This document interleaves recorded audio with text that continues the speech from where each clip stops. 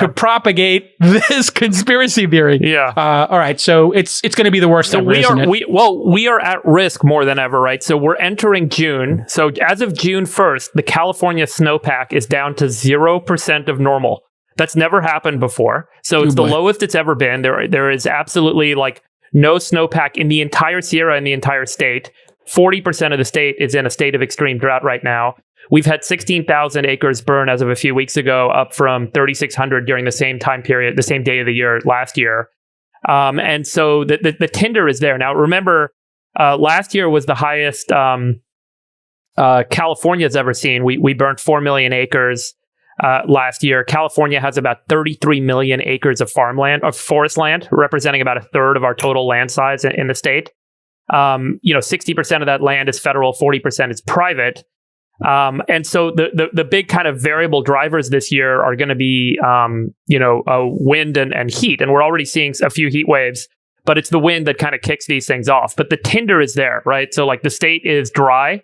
The snowpack is gone. We're on severe water restrictions in a lot of counties throughout the state. It's worth, I think, talking about the carbon effect. Last year, based on the forests that burnt in California, we released about 1.5 times as much carbon into the atmosphere from our forest fires as we did from cars burning fossil fuels in the state. And so, wow. So here's some statistics for you guys, which I think are just worth highlighting. There's about 2 billion metric tons of carbon stored in California forest land, which is about 60 tons per acre. So there's about 9 million new tons of carbon sequestered in California by our forest land per year. When there's a fire, we release about 10 tons per acre, so about 1/6 of the carbon in that forest land. The rest of the carbon doesn't burn up. So remember, when there's a forest fire, typically the outside of the tree burns, the whole thing doesn't burn to ash. And so a forest fire can actually, if you look at the longitudinal kind of effect of it, burning forests can actually preserve the carbon sequestration activity versus, just removing forests or removing trees. And so there is, to some extent, an effort that has been shut down several times, which is to do these kind of controlled burns through the state. But it's met with such resistance, given that it's so controversial. No one wants to have smoke in their neighborhood. Well, it shouldn't be controversial. The problem is you can't present simple data and have people have a logical conversation about it. And the cost per acre to clear land and farm to forest land in California it ranges depending on the complexity of the land, but it's somewhere between $50 and $1,000. So call it a couple $100 per acre. So you can very quickly kind of do the math on a carbon credit basis, Chamath. So it's about $40 per ton for carbon credit today. So you're actually, you can kind of preserve about $400 per ton by not putting carbon into the atmosphere. And if you can actually manage farmland, forest land clearance and forest land preservation from fire at a cost of $400 or less, and there was an active carbon credit market, you should be able to cover the cost of managing that forest land back. But we're at an incredibly high risk this year. It doesn't mean that we're necessarily going to have a fire, because weather is the key driver. The weather is highly variable. Wind. We need wind. We need wind. And we need a heat wave with wind, and then there will be fires. Then what do they do when the wind kicks up right now? The electric company turns off power in California because they don't want to be blamed when a power line goes down and starts a fire.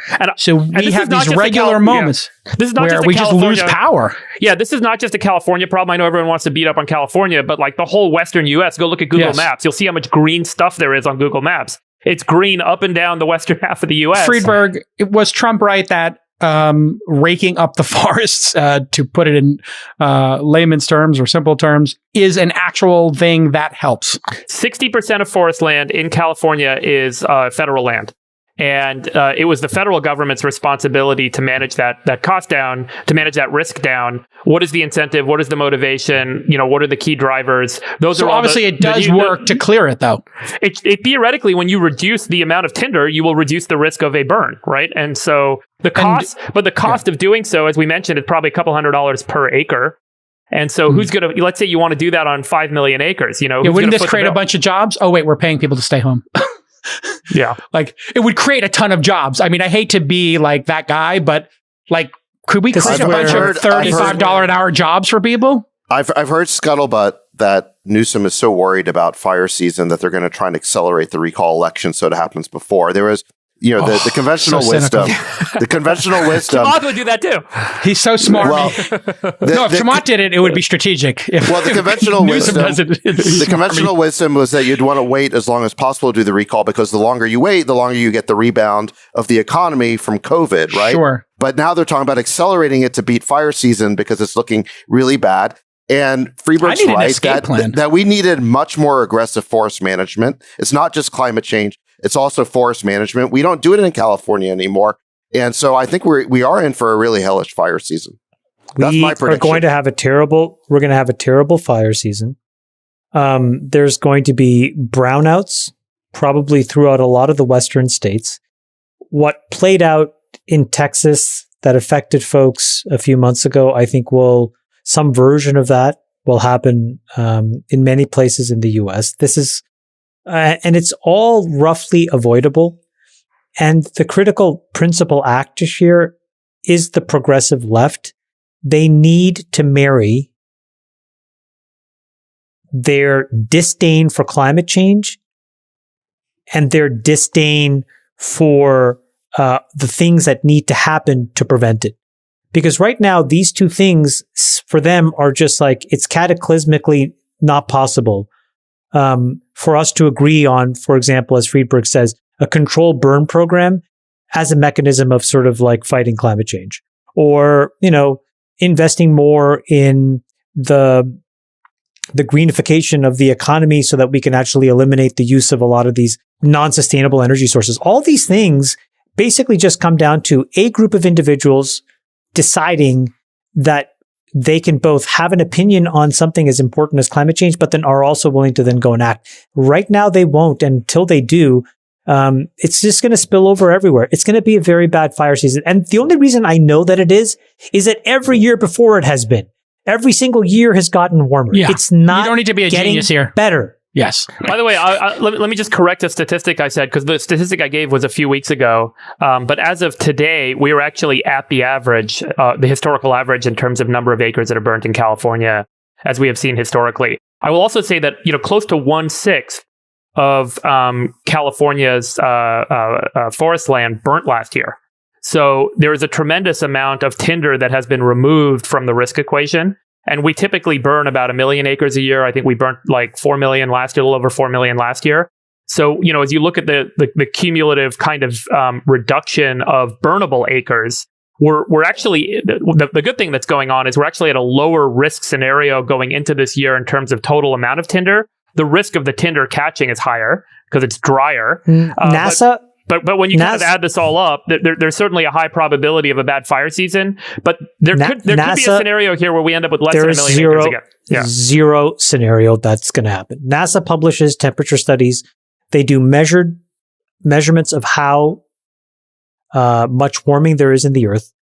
Last year, we set yet another record. It was the 7th year in a row where it was warmer than all the previous successive years. It's just going in the same place. I mean, and so if we're all of a sudden supposed to bet that a trend that has effectively been reliable for the last decade is going to turn, I'm not sure that that's a bet you'd want to make. Or that the winds is not going to blow. It's a stupid bet. It would be a stupid bet. There's no reason to make that bet. I mean, this is like betting on a one-outer. We need the left to take control of this issue and solve it.